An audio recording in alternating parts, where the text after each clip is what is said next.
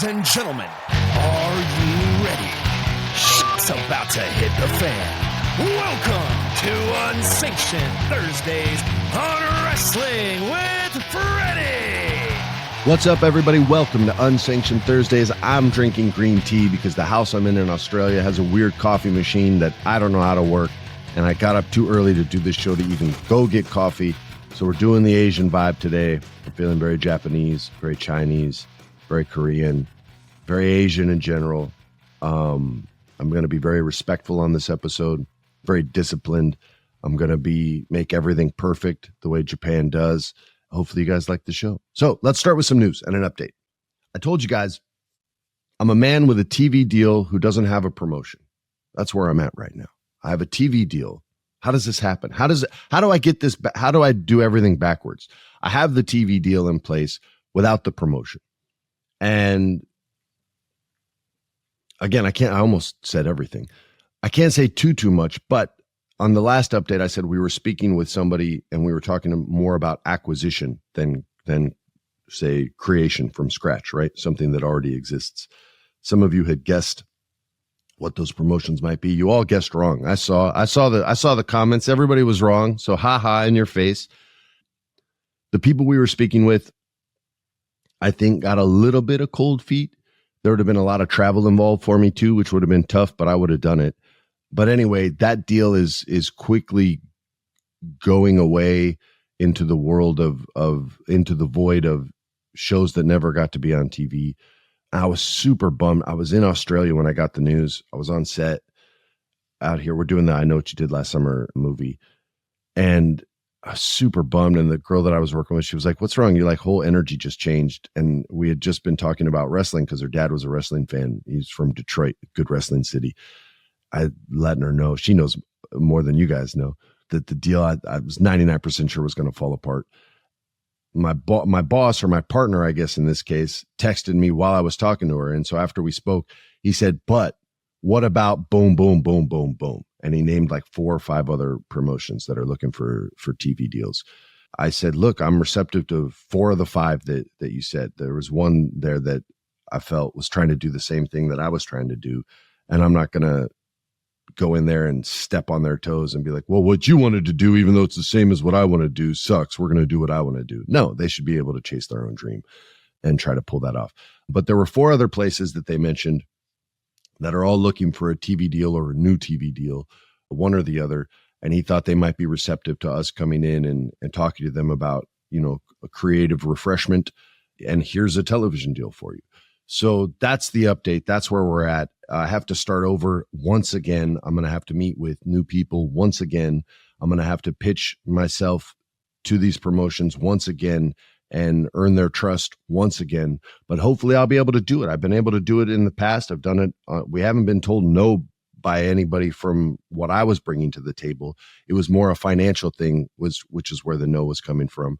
But the creative's been cool so far. So I feel confident in that. I have to just remain diligent and stay on the path and not let setbacks get me down. I'm telling you, man, when I first got the text, you get these thoughts in your head like, well, maybe this isn't what I'm supposed to do. Maybe I'm just supposed to act. Maybe I'm supposed to stay in my lane, as they say. And all these negative thoughts, your brain fucking lies to you. It's Thursday. We can cuss. I'm not straight edge. Your brain lies to you, man. Your heart inspires you. Your brain lies to you. Your brain says you can't do it. Your brain says it's too dangerous. Your brain says it's too risky. Don't ask that girl out. She's just going to say no. Don't chase your dream, man. You don't have time to do that. Yes, you freaking do. Even if you have a full-time job, you might have to sacrifice some other bullshit in your life, but it's bullshit. So sacrifice it and chase your damn dreams. But everybody deals with doubt. That's created by our minds. My brain lies to me. It has my whole life. It's told me maybe 2 true things in my life, and those are both guesses on what my Christmas presents would be when I was a kid. Other than that, it just lies. I don't know if yours brains work the way mine does, but that's what my brain does. So I was going through a lot of weird, funky stuff and then pulled myself out of it and said, okay, yeah, fine. If I have to start over, I'll start over again. I don't give a shit. This is what I want to do. This is what I'm meant to do. This is what I'm going to do. So I'm back on the path. I'm working it again. I would love it if I could get a deal done for no other reason than I can tell you guys all the places that I failed at, all the people who said no, all the people who were nice, all the people who were jerks. And there was one lady that literally was just like, "Can we just make it a reality show?" I was like, "That's not what do you mean? You just want me on a reality show? It's a wrestling program." But we'll get into all that once I finally get a deal, and I will, because I believe in the power of positivity. Like Bo Dallas once said, "You've got to believe." Real ones know that. Anyway, let's get into AEW Full Gear. What a card, what a show, what a pay-per-view, and god damn does it feel good to be right all the time. Oh, God, it just feels so amazing. So we're going to get into it right now. First up, the AEW Tag Team Championship four-way match, a four-way tag match. No way Private Party can retain. There's no way Private Party can retain, right? Right? Wrong. As Charlie Murphy said, wrong. He's a habitual line stepper. He was talking about Rick James. Private Party was going, Jeff, Jeff picked the Black Throne. He loves the Black Throne. And Alex, he also picked the Black Throne. But your boy Freddie picked Private Party to win. And everyone was against me. But what kind of a title run would it have been? I'm trying to give you guys the philosophies on my picks here so you guys can start making picks without my help. And then you don't need me anymore. And then you don't need this show. And then we have to do Unsanctioned Fridays because Thursdays will be canceled. But anyway, it wouldn't have been much of a run, and it really doesn't get your tag team over if as soon as they win it, they lose it. So this had to be a match that Private Party had to win. Otherwise, why did you give them those belts in the first place? It would have been a horrible mistake and an absolute waste of everybody's time. That was my philosophy behind picking them, and it was proven correct. Fun match, hard to have 8 people in a ring and tell a singular story as far as what everyone wants, but I thought they pulled it off. I'm not a big fan of 4-ways. 3 is the most that I usually like. Still a good match. Private Party wins. We move on to MJF versus Roderick Strong. And the winner was MJF. We all knew this, though. This was an easy pick. Everybody picked. Even Jeff got this one right, Jeff. Way to go, bro. Our producer, Alex, also picked MJF because he knows what time it is. And this was an easy match. MJF came out. He looked awesome. Roderick Strong looked awesome. MJF tried to break his arm. Adam Cole runs out. Everybody loves Adam Cole, baby. He came out. Kyle O'Reilly was like, "Yo, man, what's up with you, dude? You kind of a heel, a baby face. Get out of my face." So they'll have some beef in the future, but we got to deal with the MJF story first. We all picked MJF, and if you picked MJF, you made money as well. The AEW TBS Championship match. It's time to talk the ladies. We have Mercedes Moné versus Chris Statlander. Now, look, I've got Moné. I got Moné. You know that. Our producer, Alex, picked Statlander. And Jeff picked Moné as well. The philosophy on this one, I guess I didn't explain the philosophy on MJF, but that was pretty easy. The match is Adam Cole and Max, not Adam Cole and Roderick Strong. So that was why I picked that. But they haven't given Mercedes enough yet since she's been in AEW. She hasn't been given the story. I think the story was her and Britt Baker. But if you believe the backstage stuff, some drama happened that put that on the back burner. If you don't, then maybe Britt got hurt and they just couldn't complete that story. So they put Chris in there. Britt, I think, could have beaten Mercedes. They could have even gone back and forth with it. They're both high level. But that didn't happen. So my philosophy was, if that didn't happen, they're waiting for that to happen now that she's back, and Mercedes has to have the belt to make that mean something. So that was the philosophy on that. Of course I was right, because I'm almost always right, and this week I was.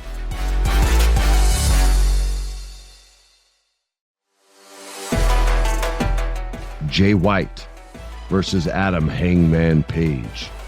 The man with, would you call it a top 10 clothesline of all time? His buckshot lariat? I don't know. Maybe. The best is JBL. JBL's got the best clothesline ever because it came from hell. And everything from hell is just awesome. See you in hell. Anyway, I picked Jay White. The story was he kind of has Hangman's number. And he, for whatever reason, he's just able to sneak out wins over Adam Page. And Adam has gotten a victory over him, but it's been more one-sided. I thought that would remain true. Page has seem to be wanting to help other guys out and put other guys over since he came back outside of Swerve, which was the right story. I love when wrestlers do this. I don't talk a lot of Hangman Page, but what he's been doing in the ring, I feel like has been the right thing since he came back. His character's kind of out of his gourd right now, out of his mind. He's just crazy because of what happened with him and Swerve, and he's really stayed true to that character. When you go through the things he's gone through, I think you're more susceptible to mistakes, and that's how he's been losing matches. So I think they've been doing a really smart job with it. Yeah, we all picked Jay White. Or no, Jeff picked Hangman Page because he loves him, and he was wrong. You know, Alex and your boy Freddie were right. Kyle Fletcher. Kyle, I'm in your country right now. Sydney, Australia, which is where you're from. I supported you throughout this. I love this country. I love this city. I love the food. I love the weather. It's summertime here, so it's nice and warm. I've got my endless summer. The waves weren't very good while I was out here, so no surfing. And my family came out. There's also sharks in Australia, which frightened me, even though they're nice ones like nurse sharks, things like that. But I picked Kyle Fletcher. I knew he was going to win. You can't build this kid up to beat him. And they've changed his character. He shaved his head. He's changed his clothes. He's changed his persona. He's willing to cheat to win and do the Don Callis dirty deeds that are necessary to get these evil victories. And he had a loss to Will Ospreay when they were both wrestling under the Don Callis flag as like this sort of showcase that he would do where he was showing how his wrestlers are better than everyone else's wrestlers. And Will won that match. So I thought it was Kyle's turn. And I felt really, really confident in this pick, knew this match would bring the house down, knew it would steal the show. This was my favorite match of the pay-per-view. This happened 2 weeks ago. I still remember the match really, really well, even though I've seen a ton of wrestling since then. And Kyle Fletcher got the win. Jeff picked Will because he loves Will Ospreay. Everybody loves Will Ospreay. I love Will Ospreay. But it was not Will Ospreay's night. It was Kyle Fletcher's night. And Kyle Fletcher got the win. And if you went with Alex and Freddie, then you made dough. If you didn't, then you got the big no. Moving on, AEW TNT Championship match, Daniel Garcia versus formerly known as Jungle Boy. I almost called him Luke Perry. Jesus Christ, Freddie. Jack Perry, so glad he got rid of the moniker Jungle Boy. He's a man's man now. This was an easy pick for me. The Daniel Garcia story was the ultimate underdog, blue collar. If you're familiar with the Die Hard franchise, he's John McClane, right? He's the everyman cop. He's the guy that you watch in the movie and you go, yeah, I would do the same thing if terrorists tried to take over my workplace. I'd be the one that saves the day. That's who Daniel Garcia is. I always almost call him Ryan Garcia. He's way cooler than Ryan Garcia. But yeah, this was the story. This was the match that I think the fans probably cared about the most because they're so behind Daniel right now. And they gave him this great segment where he's like listening to a message from his mom on his voicemail that his mom left him, reminding him of how she raised him. But sometimes you got to do what you got to do. I just thought it was beautiful. I loved this story. I love Daniel Garcia. I used to not like the dance move. I was like, man, I don't think he needs that. I feel like he's better than that. What the fuck do I know? Now I'm sitting there ready to do the dance with him. I just think it's awesome. He completely changed me. I was down on the Bebe too when it was in NXT, and now I'm saying Bebe all the time.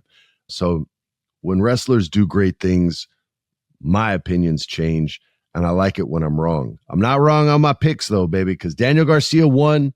And he is your new TNT champion. I can't wait to see where they go with this.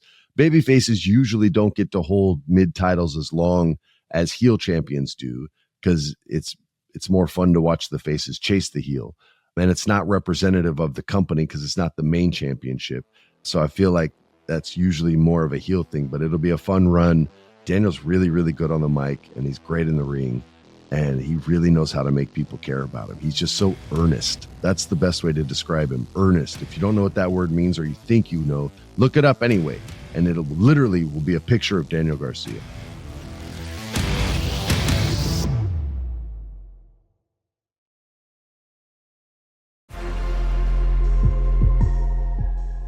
Swerve Strickland versus Bobby friggin' Lashley. And this was, I thought, the most generous, outside of Adam Page, the most generous match of the night from a wrestler. You had to make Bobby look like the strongest, biggest, baddest, toughest wrestler in the world. It couldn't be a 50-50 match. It had to be, this is how great this dude is. And he's got help from Shelton friggin' Benjamin, and he's got help from MVP, top manager in the game today. He had to look great. And Swerve had to look like he was overmatched and overwhelmed. And both men played their parts perfectly. We all picked Bobby. Bobby won the match. And Bobby looked great. And Swerve was left beaten and broken, which he should have been in order to make the Hurt Syndicate mean something. Again, I'm talking the philosophy behind the pick. If you love Swerve Strickland and you picked him, I'm sorry. I love Swerve Strickland too. 2-time guest on the show. Think he's awesome. This was the right decision, the right outcome, the right match. Not sure what's next for Bobby. I think they got to recruit one more since it wasn't Swerve. I think I mentioned 2 weeks ago that maybe Hobbs, Powerhouse Hobbs, could be a good addition to that group. I still think that. So maybe that's the extra guy that they bring in. Yeah, I loved this match. I love the way they made Bobby look, and I can't wait to see what they do next with him. And now our main event. Jon Moxley, the original werewolf, if you listen to this show frequently, versus, you know who, the Squozen one, freshly squeezed Orange Cassidy. All of us picked Jon Moxley. The philosophy behind it being, you can't have the Death Riders not inflicting death and riding away. Otherwise, they're not the Death Riders. And this was very similar with Private Party. Like, why would you put the belt on Jon just to have him lose it right away? Especially after all the promos he cut. Like, those are promises. And for him to not be able to keep any of those promises, to break each and every one, would have just been horrible for his character. He had to win this match. Orange Cassidy can afford to lose because we love Orange. We believe in Orange. He's one of us. It's that kind of vibe. But there was no way he could climb this mountain. There was just too much outside interference. The Death Riders are too much. And we were right. Once again, it led to Darby at the end. So I guess it'll be Darby versus Mox next. I may pick Mox again just because I think this championship needs to last a while, but I don't know. I might be wrong. Maybe I'll switch. We'll see. Moxley won. He's the man. Can't wait to see his promo. These shows air on Thursdays, so we'll have already seen Dynamite by then if you listen to him when they come out, and we'll see his response to Darby Allin's sort of attack there at the end of the match outside. But yeah, we went a perfect 20 for 20. There weren't 20 matches, but we were perfect. And if you bet with me, you were perfect. Just like Mr. Perfect, throwing 100-yard passes and catching them because you don't even need a wide receiver. Throwing up half-court shots like Steph Curry before Steph Curry was even born, and looking away like Larry Bird because you know it's cash. That's how perfect we were this week. So if we made you money, cool. If not, get to betting. Don't bet more than you wouldn't spend on a night out. That's a good rule for gambling, by the way. Like, however much dough you have, if like $60, go out, check out a movie, get some popcorn, get a drink, that kind of thing. Don't bet more than 60. If you got a little more cash and you can drop, $200-300 on a nice dinner with your lady, or maybe you're taking your friends out and you had a good week of work and you're picking up the check and you're going to drop $250, don't bet more than $250. That's a good way to manage your gambling if you're a gambler. I'm not much of a gambler, although in my 20s I was. I liked a little blackjack. But as I got older, I'm not much of a gambler, but I think that's the right rule. So be responsible if you bet. Don't bet more than you have, and don't bet more than you would spend on a night out. But definitely bet when you listen to Unsanctioned Thursdays and Wrestling with Freddie. Stay tuned for next week's episode, next Thursday's episode. I'll always try to give you guys updates on the Federation and give you guys as much information as I can. I just don't like announcing things before they're done because otherwise you look like an asshole. Yeah, it's a done deal. Nope, not wrong. So I'll keep working and grinding on that and giving you guys updates. And I hope you guys tune in each and every week. On behalf of Jeff Dye and our awesome producer, Alex, I'm Freddie Prinze Jr. saying peace. This has been a production of iHeart's My Cultura Podcast Network. For more podcasts from iHeartRadio, visit the iHeartRadio app, Apple Podcasts, or wherever you listen to your favorite shows.